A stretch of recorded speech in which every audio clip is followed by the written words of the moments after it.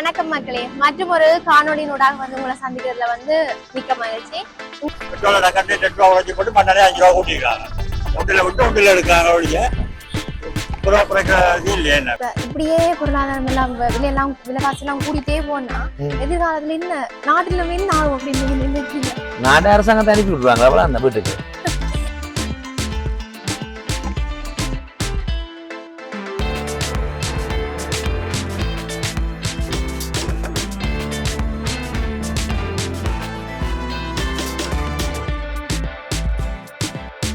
இப்ப வந்து இந்த நாள் யாழ்ப்பாணத்தை பொறுத்த யாழ்ப்பாணத்துல பேசுற இங்க உள்ள அரசியல்வாதிகள், அதே போல கொழும்பா இருக்கலாம், ஒவ்வொரு மாவட்டங்களா இருக்கலாம், அந்தந்த இடங்கள்ல பேசுற அரசியல்வாதிகள் பேசின பேச்சு அனுர என்றைக்கா ஒரு மேடையில ஏறி நான்கு வலைக்கு தருவது அவர் பேட்டி அளிக்கிறார்.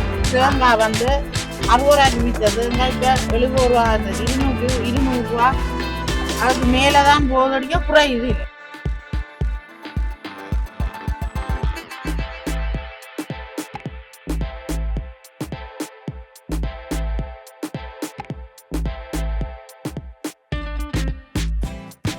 ₹1 ₹2 குறைச்சு என்ன செய்யறது? இது கூட்டைக்குள்ள 20 ரூபா 30 ரூபா கூட்டிட்டு ₹2 ₹1 குறைச்சா அதுல ஒரு வேலையும் இல்லையே.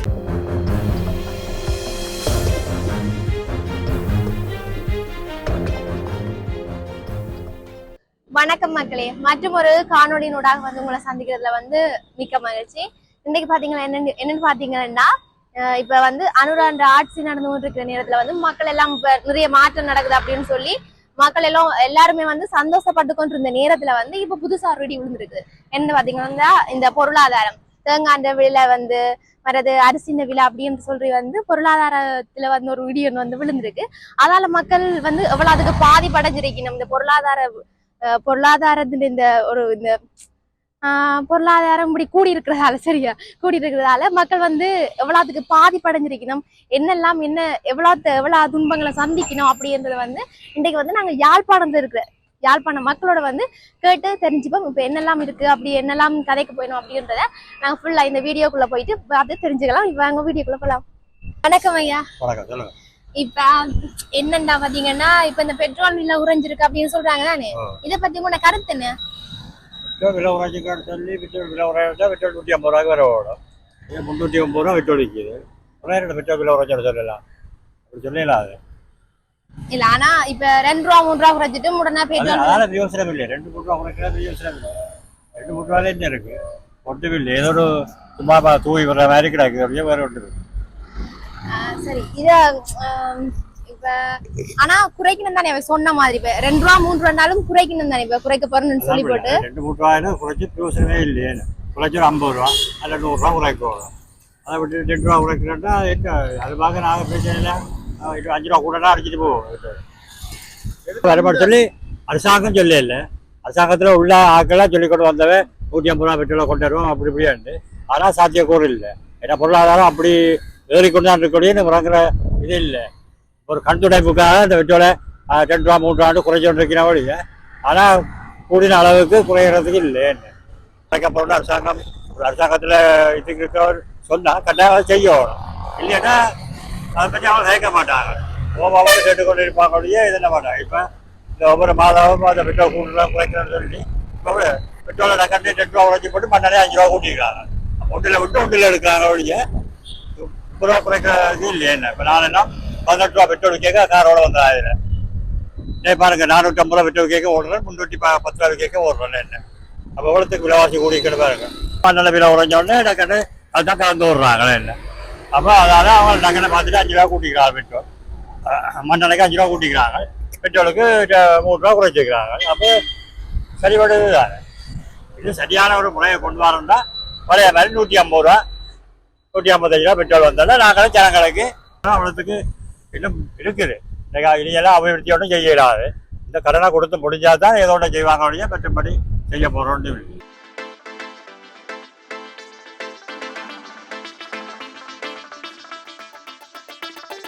வணக்கம் ஐயா. வணக்கம். நீங்க இந்த பெட்ரோல் விலை குறைஞ்சன்னு சொல்லணும் தானே, அதை பத்தி உங்களோட கருத்து என்ன? பெட்ரோல் விலை ₹1 ₹2 குறைச்சு என்ன செய்யறது? இது கூட்டைக்குள்ள 20 ரூபா 30 ரூபா கூட்டிட்டு ₹2 ₹1 குறைச்சா அதுல ஒரு வேலையும் இல்லையே.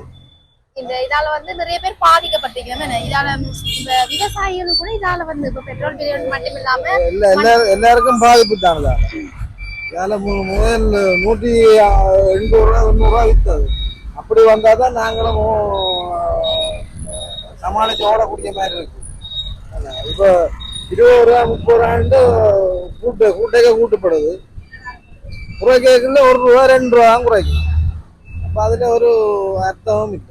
குறைச்சா கூட்டுற அளவுக்கு குறைக்கும். இனி அப்படி குறைப்பினம் அப்படின்னு நீங்க நினைக்கிறீங்களோ? அப்படி கவர்மெண்ட்ல அப்படி குறைப்பினம் எதிர்பார்க்கிறோம். என்ன பார்ப்போம், வெயிட் பண்ணி பார்ப்போம். சரி, நன்றி.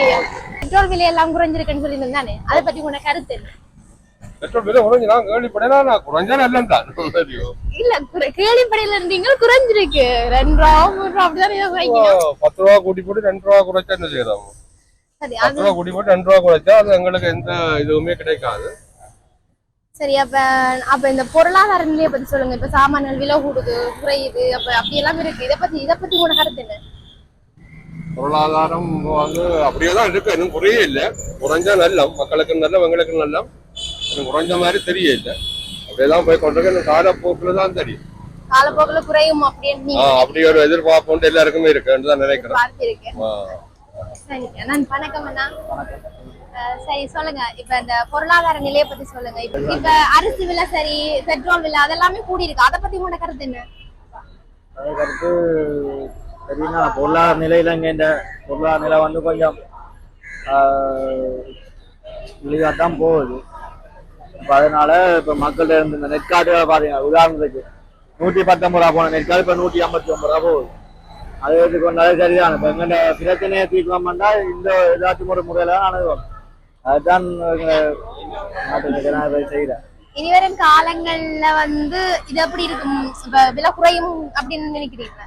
விலை குறையும் பண்ணி சுவர் பண்ணி சொல்லலாம். அது ஓகேயா இருக்கு. முதல் இருந்த முறை இப்போ ஓகேயா போக நாடு ஓகேயா இருக்கு நான் சொல்றேன். சரி, இப்படியே நிலைமை போனா இப்படி எல்லாம் விலைவாசி எல்லாம் கூட்டிட்டு போனா சரி, இப்படி போனா நாட்டுல நிலைமை என்ன ஆகும் அப்படின்னு நீங்க நினைக்கிறீங்க?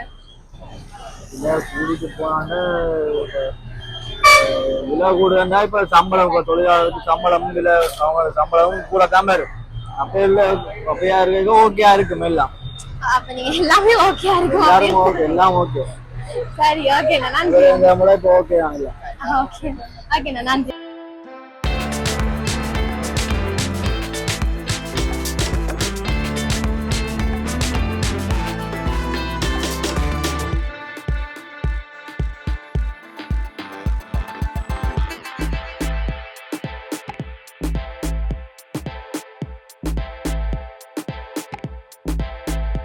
உங்களோட இந்த உடுப்பு எல்லாமே என்ன விலை குறைஞ்சிருக்கா கூடி இருக்கா? அப்ப என்னண்டு அதை பத்தி சொல்லுங்க. விலை கூடித்தான் இருக்குது, உள்ள விலையில தான் இருக்கு. முதல்ல இருந்த விட இப்ப கூடி இருக்கு. கூடித்தான் இருக்கு. சரி, இதை தாண்டி வெளியில இப்ப வெளி பொருளாதாரத்தை பத்தி நீங்க என்ன நினைக்கிறீங்க? அரிசி விலை எல்லாம் கூடுதாம் அப்படி, அதை பத்தி நீங்க என்ன நினைக்கிறீங்க? உங்களோட கருத்து என்ன? சிலதுகள் வந்து அனுரண்ட ஆட்சியில வந்து சிலதுகள்ல மாற்றம் பெறுது, சிலதுகள் கூடுது குறையுது. விவசாயத்துல இருந்து உரங்கள் இல்லாத காரணத்துல அதுல அரசியல் விளைச்சல் குறைவு. அனுரோட ஆட்சி வந்தது இப்ப ஜஸ்ட் ஒரு 2 month 3 monthக்குள்ள. இதுக்கு 600 இதுக்கும் சம்பந்தம் இல்லை. இது விவசாயிகளுக்கும் மக்களுக்கும் உள்ள பிரச்சனை. அதே போல தேங்காய் பிரச்சனையை வந்து விவசாயிகளுக்கும் தென்னை விளைப்பாளர்களுக்கும் இவங்களுக்கும். அது பொருளாதாரத்தை பொறுத்தல முட்டையிட உலக குறைப்போ இதுகளோ அதுகளுக்கு வந்து அனுரைக்கும் இதுக்கு எந்த விதமான சம்மந்தம் இல்லை. அது பொருளாதாரம் ஏறும் இறங்கும். இதுக்கு ஜனாதிபதி ஸ்டைல்ல அவர் ஸ்டைல் வேலையை தான் அவர் பார்க்கலாம். சரி, அப்ப சரி, இது வந்து விவசாயிகள் அவையோட சம்பந்தப்பட்டது அப்படின்றீங்க. இப்ப வந்து இந்த பெட்ரோல் விலை எல்லாம் கூடுதானே? பெட்ரோல் விலை மண்ண விலை எல்லாம் கூடி இருக்கு குறைஞ்சிருக்கு. அப்படித்தான் டொலர்ஸ் பெருமைது தான். நாட்டுல உள்ள பொருளாதாரம் கூடு குறையுமே அனுரைக்கிறதுக்கும் சம்மந்தம் இல்லையே. உலக நாட்டுல வந்து பொருளாதாரத்தில் டொலர்ஸ்ல பெருமதி கூடும் போது பெட்ரோல் கூட தான் செய்யும். பெருமதி குறையும் போது பெட்ரோல் விலை குறையத்தான் செய்யும். இதுக்கும் ஆட்சியாளர் அனுரைக்கும் சம்பந்தம். சரி, ஓகே. இது மக்கள் அனுசரிச்சுக்கிட்டு போவோம். உப்பா நாடு மெதுவா நல்ல கல்லறட்ட இருந்து காப்பாற்றப்பட்டுக்கிட்டு வருது. இதுலயும் வந்து வந்திக்கிற அரசியல் உப்போ கிடைச்சிக்கிற அரசியலையும் வந்து நாம மட்டம் தட்டிக்கிட்டு போனோம். மீண்டும் கல்லர் ரகையில கொடுத்து போட்டு அதோ கதியில நிற்கும். இப்ப இந்த நாள் யாழ்ப்பாணத்தை பொறுத்த யாழ்ப்பாணத்துல பேசுற இங்க உள்ள அரசியல்வாதிகள், அதே போல கொழும்பா இருக்கலாம், ஒவ்வொரு மாவட்டங்களா இருக்கலாம், அந்தந்த இடங்கள்ல பேசுற அரசியல்வாதிகள் பேசின பேச்சு அனுர என்றைக்கா ஒரு மேடையில ஏறி நான் இந்த விலைக்கு தருவேன் அவர் பேட்டி அளிச்சிக்கிறாரா? ஒரு ஒரு ஒரு கதையை சொல்றேன். அவர் செய்யற நன்மையை கதைங்க, அவர் கட்சியில வாக்களிச்ச தவறான விடயங்களை கதைக்காது. இதுதான் ஏற்றம், நாட்டு வளர்றதுக்கு ஒரு வழிமுறை. தவறுகளை விடுங்க, நன்மையை கதை. ஏன்னா தவறை சுட்டிக்காட்ட நம்ம மக்களின் தவறான சிந்தனைகள் தான் வந்துகிட்டு இருக்கு. வளர்ச்சியான சிந்தனைகள் வராது. சரி, மெதுவாக நடக்கும், ஒன்றொன்றா நடக்கும். உடனே செய்யல யாரா நாங்களும் இப்படித்தான் இப்ப துளசிட விலை குறைஞ்சிட்டுன்னு சொன்னால் இப்ப நாங்க இடவிலையை நாங்க என்னென்னு குறைக்கிறது, நாங்க துளசி கூட விலை கொடுத்து எடுத்து வைக்கிறோம். புதுசா எடுக்கிற ஸ்டாக் சாமான் தான் அது விலை குறையும். இதோட விலை பழைய விலையெல்லாம் இருக்கு. அப்போ அதுக்கு அப்படியே நான் பழைய விலைக்கு விற்கணும், எவ்வளவு பெரிய லோஸ்ட் எனக்கு. இப்படி பல பிரச்சனைகள் இருக்கு. இப்போ அடுத்த ஒன்றும் நீங்க முதல் கேட்ட கேள்வி, ஏன்னா அனுமதியில கவர்மெண்ட்ல வர்ற இதுல ஆட்கள் மேடையில பேசும்போது இது இந்த விலைக்கு தருவோம், இது இன்னும் பெட்ரோல் தருவோம், மண்ணெண்ணெய் தருவோம், அப்படி பழைய 150 ரூபாய் தருவோம் பேசின ஆட்கள்கிட்ட அந்த அந்த மேடை பேச்சில பேசினாங்க. அவங்கள்ட்ட தான் முக்கால்வாசி இந்த கேள்வியில் கேட்கும். நீங்க தாரன்னு சொல்லி ஏன் பொய்க்கு இந்த வாக்குறுதியில அழிச்சு ஏன் இந்த வேறு செஞ்சீங்க? இது அனுரைக்கும் தெரியாம இருக்கலாம் இந்த விஷயங்கள். இவர் பேசின பேச்சு அனுர ஒவ்வொரு என்னோட கட்சியில கேட்கிறவன் என்ன பேசுனா அவர் பார்த்துக்கு நிக்க போற இல்லையே. இந்த மேடையில பேசின ஆட்கள் அவையில்ட்ட தான் கேட்கணும், ஏன் நீங்க இப்படி பொய்யான வாக்குறுதி அழிச்சு மக்கள்கிட்ட ஓட்ஸ் வாங்கினீங்க. ஆனால் உண்டு, மக்கள் யாரு அரசியலுக்கு அனுரையிட கட்சி ஆகிக்கணும், யாரோட கட்சி ஆகிக்கணும், மக்கள் மாறிட்டாங்க. புதிய ஆட்சியை தான் விரும்பினாங்க. அது விலை கூண்டாலும் சரி குறைஞ்சாலும் சரி. இதுல கள்ளட்டு நாடா பாதுகாக்கும். அது அவங்கள அனுப்பல, அவங்களுக்கு வாக்களிச்சு அவங்களுக்கு அனுரையிட கட்சியில இருக்கா, எதிர்கட்சிலாம் இருக்கா. அனுரை சேர்க்கவும் மாட்டார், அவருக்கு தெரியும். சரி, யாரை எடுக்கணும் யாரை வைக்கணும். இந்த பாருங்க எம்பிமா இருக்கலாம், சிறுபான்மைக்கு எம்பி கொடுக்கல, சரி இவங்க மாறிடுவான். பெல்ட்டி அடிக்கிறாங்க, அதான் தண்டுறாக்கள் தன்னோட இருந்தாக்களை மட்டும் தான் வச்சு அவனுக்குரியாக்கள் பழைய ஆக்களுக்கு மட்டும்தான் கொடுத்தீங்க. அவருக்கு விசுவாசமான ஆக்கள். ஏண்டா இதுவரை காலத்திலையும் கட்சி மாறுறாக்கள் தானே கூட. இங்கால எம்பிஏ பதவியை வச்சிங்கன்னா இங்கால கிடைச்சோன்னா பெல்ட்டி அங்க இதெல்லாம் தெரியும் தானே, அவனுக்கு தெரியும் தான். இவ்வளோ காலமாக இருந்தவன், அரசியலில் இருந்தவன், அவன் ஒரு போராட்டத்தில் வளர்ந்தவன், அவனுக்கு எப்படி நகரத்துக்குன்னு போகணும் அவனுக்கு விளங்கும். அதுக்காக வேண்டி நான் அனுரைக்கு சப்போர்ட் இல்லை, அவருக்கு சார்பாகவும் நான் கதைக்கல. மக்களுடைய விருப்பத்தை நான் சொல்கிறேன். மக்கள் அவருக்கு தான் ஆதரவளிக்கிறாங்க. மக்கள்ற பக்கம் நான், அவ்வளோதான். That's all.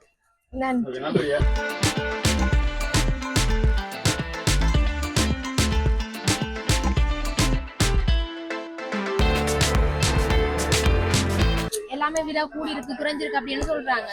நீங்க என்ன நினைக்கிறீங்க? இந்த கூடி இருக்கா குறைஞ்சிருக்கா? நீங்க அதை பத்தி சொல்லுங்க. மழையோட கூடத்தான் மரக்கறிகள் எல்லாம் விலை தான். வெங்காயிலேருந்து எல்லாம் விலை கூட தான். இப்போ விளைந்தால் தான் விலைவாசிகள் குறையும். எனக்கு பர்சனலா என்னட்ட ஒரு கேள்வி இருக்கு. இப்ப தேங்காய் எல்லாம் நிறுத்து கொடுக்குறீங்களா? உண்மையாவா? இப்ப நிறுத்து தான் விற்கணுமா? தேங்காய் சொல்றேன், எங்கள்கிட்ட தேங்காய் இல்லை, அப்படிதான் நடக்குது. சில இடங்கள்ல அப்படி நடக்குது, நிறுத்து கொடுக்குறாங்க. சில பேர் தேங்காய்க்குரிய விலையை போட்டு கொடுக்குறாங்க. தக்காளி பழம் எல்லாம் என்ன விலை? இப்ப மழையோட அழிவு தானே, விலை கொடுத்தா 400 ரூபா 400. வணக்கம் அம்மா. வணக்கம். சரி, இன்றைய இப்ப பொருளாதார நிலையை பத்தி சொல்லுங்க. இது நாங்கள் 500 ரூபா வித்த, நாங்கள் இன்றைக்கு 900 ரூபா விற்கிறோம். அது என்ன காரணம் உங்களுக்கு தெரியும். இன்றைக்கு 1000 ரூபா விற்கிறோம். இந்த பழம் 500 ரூபா வித்த பழம் இன்றைக்கு 1000 ரூபா விற்கிறோம். அதை தாண்டி சரி வெளி விலைவாசியில சொல்றீங்களா? இப்ப அரிசி தேங்காய் 60 ரூபாய்க்கு வித்தது இப்ப 70 ரூபா, 200 ரூபா அதுக்கு மேலதான் போதடிக்க குறையுது இல்லை. இதெல்லாம் கூடி இருக்குன்றதான சொல்றீங்க. அப்ப இத பத்தி உங்க கருத்து, இப்ப மக்கள் இதால பாதிக்கப்படுவாங்களா? அப்படி ஏதாவது நினைக்கிறீங்க? வசதியான ஆட்களுக்கு பாதிப்பு வராது. இப்ப நாங்கள் அண்டாண்டு சாப்பிட்ற நாங்களுக்கு இவ்வளவு கரைச்சல் நிறைய மக்கள் இதால பாதிக்கப்படுறாங்களும் இருக்கிறாங்க. இப்ப இந்த மழை பெஞ்சு வெள்ளம் பட்டு அதுகள் இதெல்லாம் பட்ட வைக்கலாம் எவ்வளவு தாக்குகள் எல்லாம் இவ்வளவு இது சரி. அப்ப இதெல்லாம் வந்தவே இதை பார்த்து மக்களுக்கு நிறைய கஷ்டப்பட்டவைக்கு செய்யணும்னு கேட்டுக்கொள்றேன். அப்ப இப்ப எதிர்காலத்துல இப்படியே கூட்டிட்டு போனா எதிர்காலத்துல என்ன மாதிரி இருக்கும் அப்படின்னு நீங்க நினைக்கிறீங்க? என்ன நடக்கும்னு நீங்க நினைக்கிறீங்க? என்ன நடக்கும்? மக்கள் சாப்பிட வழி இல்லாம கட்டங்கள் எல்லாம் பெறப்போது போலதான் கிடக்கும். வரப்போது போல கிடைக்கும். ஏண்டா இப்ப விற்கிற விலைவாசி அப்படியா கிடக்கு. நாங்க 60 ரூபாய்க்கு விற்றது எங்க இப்ப 200 ரூபா நாங்களே எடுத்து நாங்களே 200 ரூபா விற்கிறோம். அப்படி கொள்முதல் செய்ய இல்லாம கிடக்கும். இப்ப இப்படி விலையெல்லாம் கூட்டி இருக்குதானே, ஆனா இப்ப கொள்வன வாங்கி நம்ம ஆக்கள் வாங்குறது குறைஞ்சிருக்கு.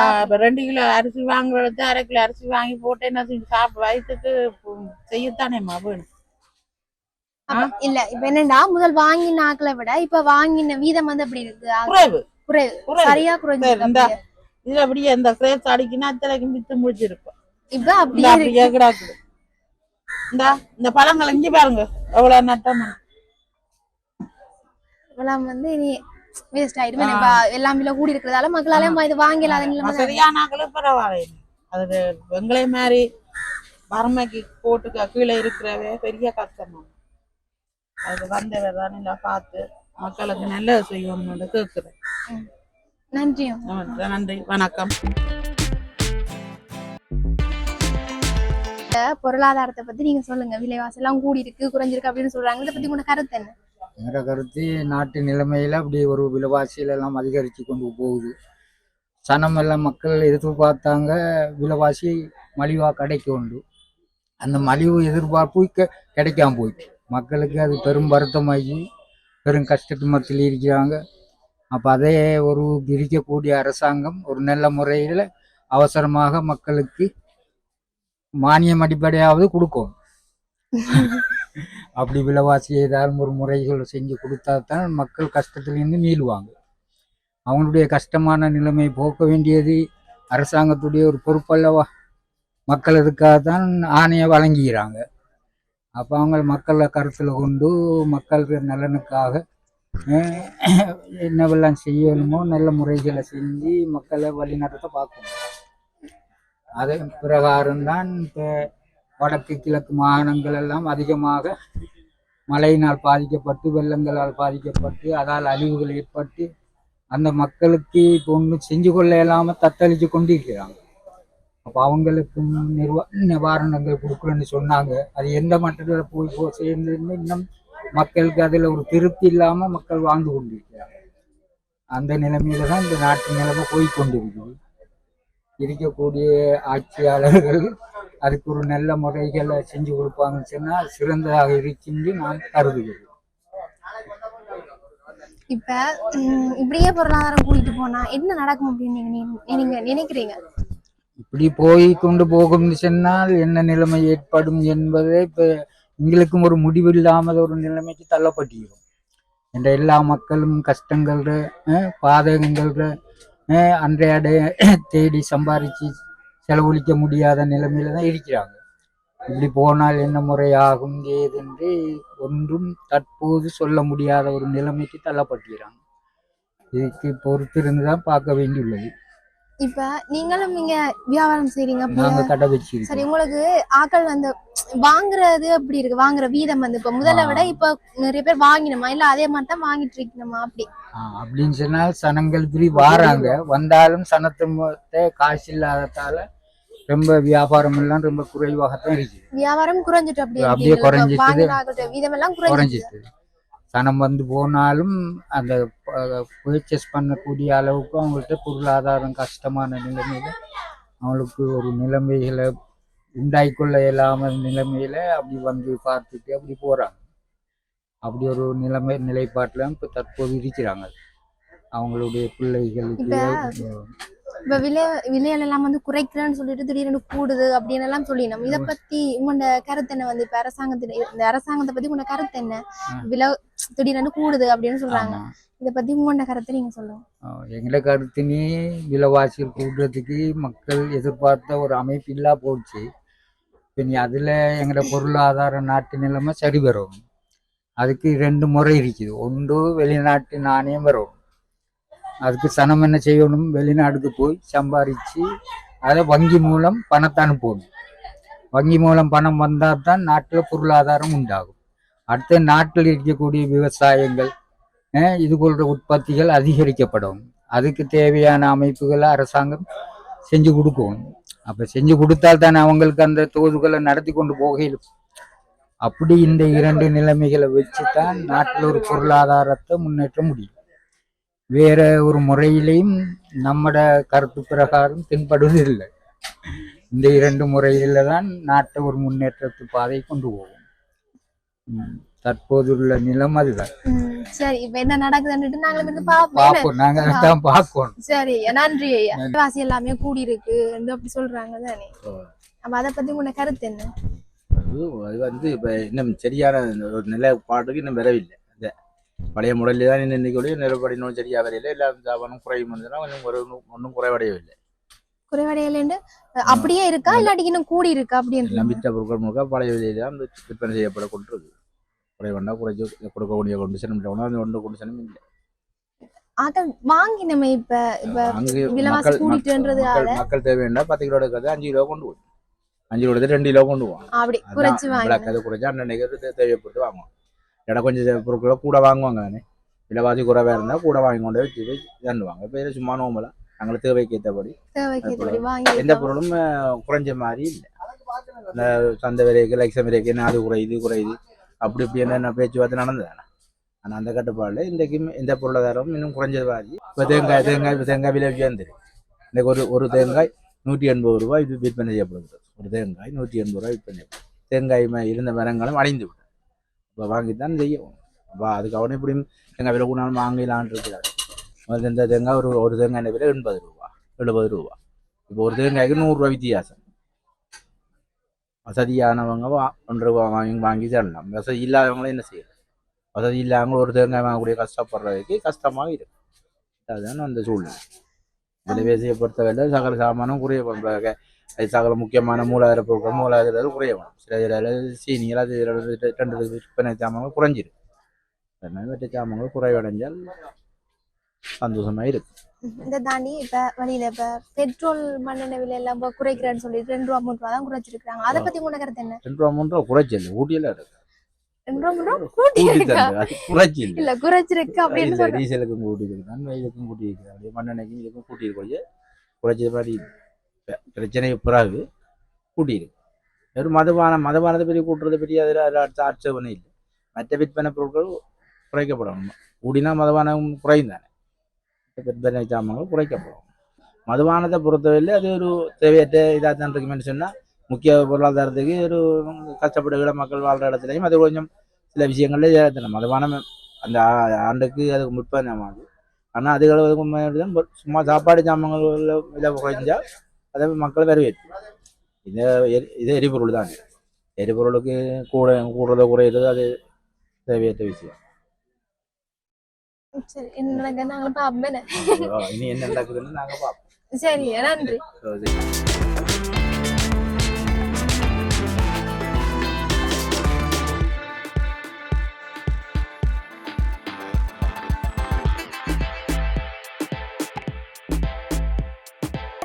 வணக்கம் வணக்கம். எனக்கு இப்ப இந்த பொருளாதார நிலையை பத்தி சொல்றீங்களா? நாட்டின் பொருளாதார நிலையை பத்தி இப்போது நிலையில கிட்டத்தட்ட இந்திய நிலையில எண்ணெய் விலை அதிகரிச்சு. அதை விட பெரிய பாரிய மக்கள் அதாவது வறுமை கோட்டுக்குள்ள வாழ்ற மக்களுக்கு அரிசி சரியான உச்ச விலையை தொட்டு இருக்கு.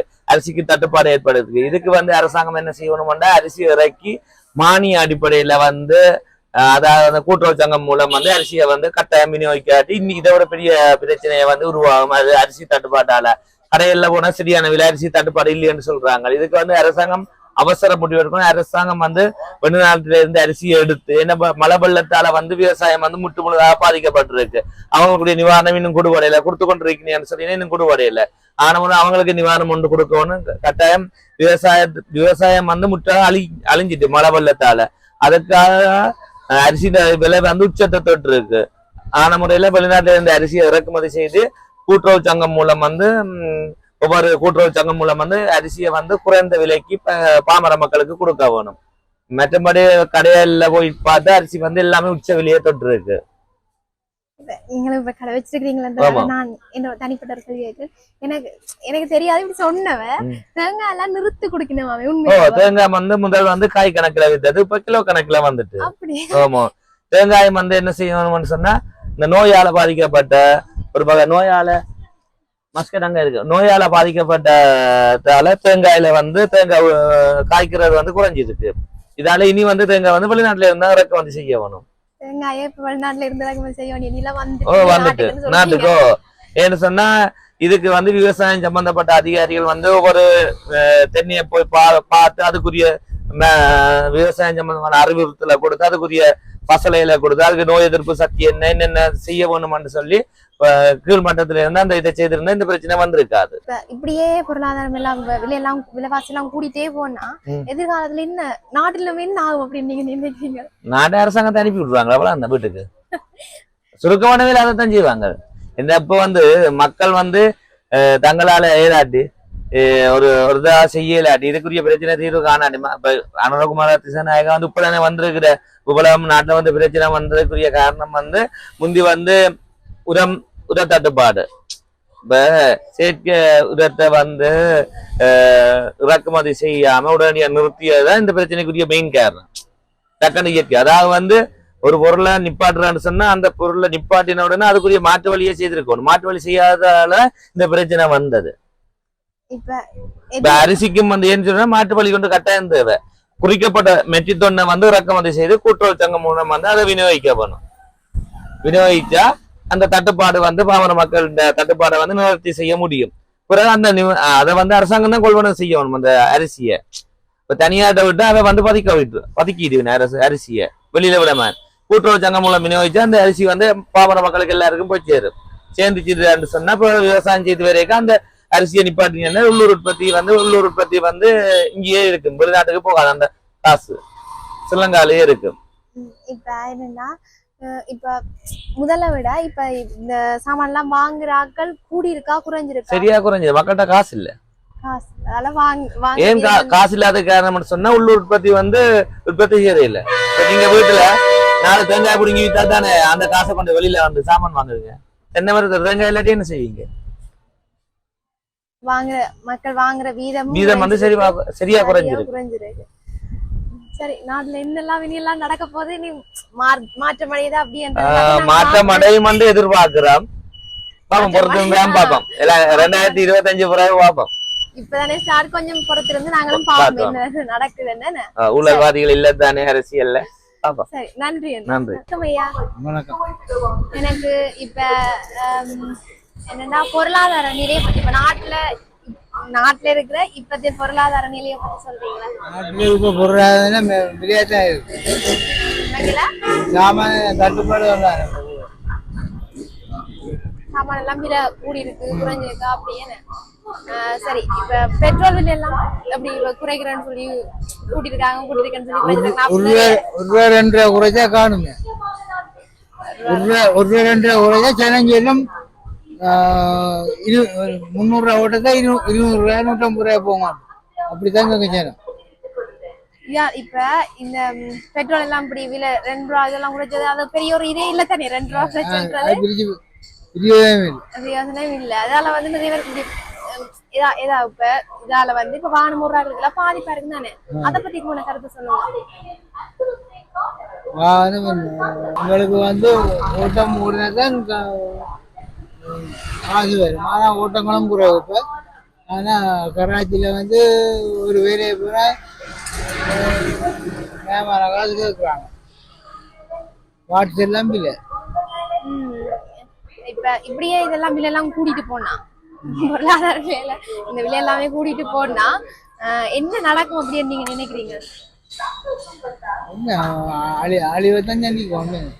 அழிவு சந்திக்கணும் என்னண்டு அழிவு சந்திக்கணும் பண்ணு அப்படி சொல்லுங்க, நான் கொஞ்சம் கிளியரா தெளிவா விளங்குற மாதிரி. ஏன்னா கஷ்டங்கள்ல எல்லாம் பஞ்சத்து தான் பாடுங்க, வேலையே இல்லை.